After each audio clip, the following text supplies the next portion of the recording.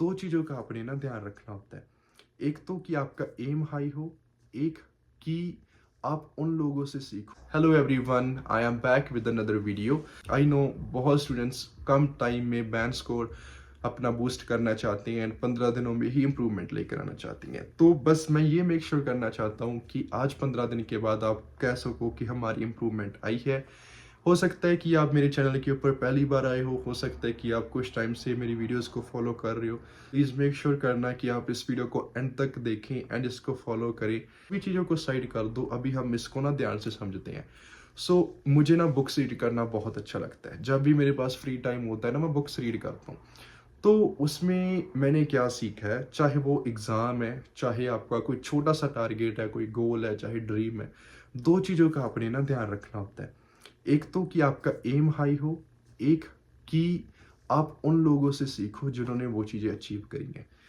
World में कितनी ज़्यादा चीज़ें हैं, किसी में भी आपने अगर कुछ सीखना है, किसी भी फील्ड में कुछ जाकर बनना है, अगर आप सक्सेस स्टोरीज को रीड करोगे, आप बहुत हद तक सीख सकते हो एंड आगे जा सकते हो। अगर कोई पर्सन सक्सेसफुल है किसी फील्ड में, वो ऑब्वियसली डिस्कस करेगा कि उसकी लाइफ में क्या हुआ, क्या उसने मिस्टेक्स करी, या फिर क्या उसने या फिर कौन कौन से उसने एफर्ट्स करे। जब आप थोड़ा सा सोचोगे कि यार इसने तो इस हद तक एफर्ट्स करे हुए हैं, तो ही बात आइल्स की, अगर मैंने 7.5 स्कोर करी है तो जो मैं आपको बता रहा हूँ उसको फॉलो करो। जो मैंने मेथड बताया, टाइम सेव होगा, इंटरेस्टिंग लगेगा एंड आपको रिजल्ट भी मिलेगा। तो 15 दिनों में आपने क्या करना है कि आपका स्कोर इंप्रूव हो सके। सबसे पहले कंडीशन है, अगर आपने अभी तक कुछ रीड ही नहीं करा कि आइल्स क्या है, ग्रामर क्या है, तो ऑब्वियसली आप नहीं कर सकते। अगर आपने एक बार एग्ज़ाम दे दिया है या फिर अभी एग्ज़ाम देने के लिए सोच रहे हो, तो ये आपके लिए है। 15 दिनों में सबसे पहले आपने ये मेक श्योर करना है, टारगेट रखना है। कुछ स्टूडेंट्स कहेंगे 7, 8, 9। जितना टारगेट लो होगा उससे भी कम स्कोर आता है, जितना टारगेट हाई होगा फिर कहीं जाकर आपके 7, 8 बैंड आते हैं। आपका माइंड ना उसी हिसाब से वर्क करता है। अगर आपका एम ऊंचा है ना, तो आपके रिजल्ट्स भी अच्छे आएंगे। अगर एम ही लो रखा है तो परफॉर्मेंस भी उसी हिसाब की जाएगी। बट अगर सर ऐसा नहीं है कि बस नोटबुक पे लिख दिया कि टारगेट 9 बैंड एंड एक्चुअल में प्रैक्टिस नहीं कर रहे हो। एक्चुअली में पता मेहनत क्या होती है, टारगेट रखा, उसी टाइम आपके माइंड में थॉट्स आ रहे हैं कि इसके रिलेटेड मैं अभी क्या प्लान करूं कि मैं उस टारगेट तक पहुंच सकूं। सेम चीज़ आपने करनी है। तो आपको पता है कि रीडिंग में आपका स्कोर कैसे कम आ सकता है। अगर एमसीक्यू आ गए, true false not given, yes no not given, या फिर हेडिंग्स, यू नो एंड आपको पता है कि अगर ये क्वेश्चंस है तो आपका स्कोर कम हो सकता है। क्वेश्चन टाइप आपका स्कोर डिसाइड कर रही है। तो इन 15 दिनों में उन क्वेश्चंस को ज़्यादा से ज़्यादा प्रैक्टिस करो। इसमें ज़्यादा टाइम नहीं लगेगा। अगर 5-6 दिन भी इनको लगातार अच्छे से प्रैक्टिस कर रहे हो ना, बहुत कम मिस्टेक्स आएंगी आपकी, बहुत हद तक आप इम्प्रूव कर सकोगे। हो सकता है कि आप बिलीव ना करो, बट जब आप ट्राई नहीं करोगे आपको रिजल्ट नहीं मिलेगा। लिसनिंग पार्ट 3 में एमसीक्यू आते हैं, उनका लेवल टाइम के साथ चेंज होता रहता है। आज 3 साल पहले जो एग्ज़ाम थे उसका लेवल डिफरेंट था, जो अब एग्ज़ाम है उसका लेवल डिफरेंट है। टाइम मत वेस्ट करो, बाकी लोगों की बातों में ना हो। को पता है कि इसी से आपका स्कोर ऊपर नीचे हो सकता है। रही बात राइटिंग की, राइटिंग के टास्क 1 में अगर आपको प्रोसेस आ गया, मैप आ गया या कॉम्बिनेशन आ गया, आपका स्कोर कम हो सकता है। ये बात है, आपको पता है कि अगर ऐसी सिचुएशन आ गई आपका स्कोर कम हो सकता है, आपको खुद को पता है। पूरे केसेस आपने डिस्कस कर लेने हैं कि क्या आपको आता है, क्या आपको नहीं आता। जो आपको नहीं आता उसके ऊपर आपने वर्क करना है। रही बात रीडिंग की, वो मैंने आपको बता दिया। अभी बात करते हैं स्पीकिंग की। स्पीकिंग में आपको बस ये मेक श्योर करना है कि कोई भी क्वेश्चन के आपने जो सेंटेंस की टाइप है वो रिपीट नहीं करनी। अगर आपको फर्स्ट क्वेश्चन आया कि आपको सॉन्ग्स पसंद है, सेम सेंटेंस बार बार रिपीट नहीं करने। पहले तो आंसर दे दिया, फिर बिकॉज ला दिया। हर एक क्वेश्चन में सेम मेथड नहीं यूज करना। Yes I like it because, yes I like it because, no. आपको सेंटेंस, आपको वैरायटी ऑफ सेंटेंसेस यूज करने हैं। पहले क्वेश्चन में अगर आपने आंसर प्लस रीजन दिया, नेक्स्ट क्वेश्चन में आप जीरेंट से स्टार्ट करके रीजन दो।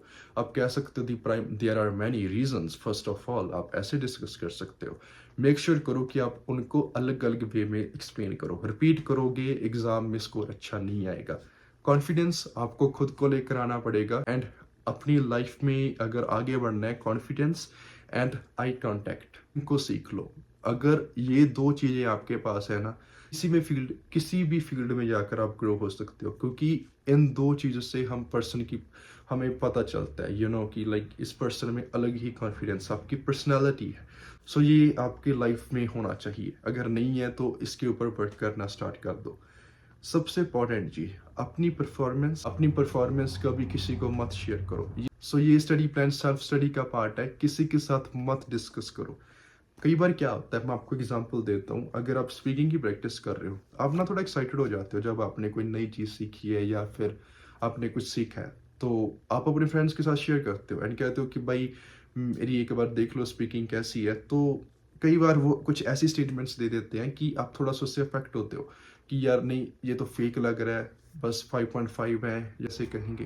तो आप कह तो दोगे उनको कि तो कोई बात नहीं, तो मजाक कर रहे हो, बट कहीं ना कहीं आपको वो अफेक्ट करेगा। तो मेक श्योर करो कि आप खुद से ही प्रैक्टिस करो, किसी के साथ आपको डिस्कस करने की जरूरत नहीं है, बिकॉज आपको नहीं पता कि वो पर्सन एक्चुअल में कितना इंटेलिजेंट है कितना नहीं। बट आपको ये पता है कि आप मेहनत कर रहे हो, उसका आपको रिजल्ट मिल जाएगा, आप इस चीज़ के ऊपर विश्वास कर सकते हो। बाकियों के साथ मत डिस्कस करो, क्योंकि उनका टारगेट भी लो है एंड वो एनवायरनमेंट भी ऐसा क्रिएट कर देते हैं कि आपकी इंप्रूवमेंट नहीं हो पाती एंड फिर उसी हिसाब का आपका माइंड सेट हो जाता है। एंड ना ही किसी के साथ डिस्कस करो कि आपने कब एग्ज़ाम बुक करा है, क्योंकि बहुत लोग आपको मिल जाएंगे जो कहेंगे कि इस डेट को मत एग्ज़ाम बुक करो, ईजी डिफ़िकल्ट इन्हीं चीज़ों में टाइम वेस्ट है।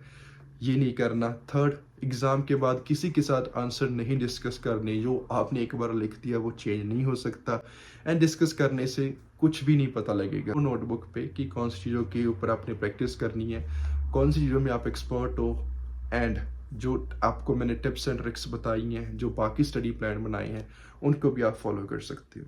सो मेक श्योर करना कि आप किसी के साथ मत डिस्कस करो कब एग्ज़ाम है, कौन सी डेट को बुक कर रहे हो।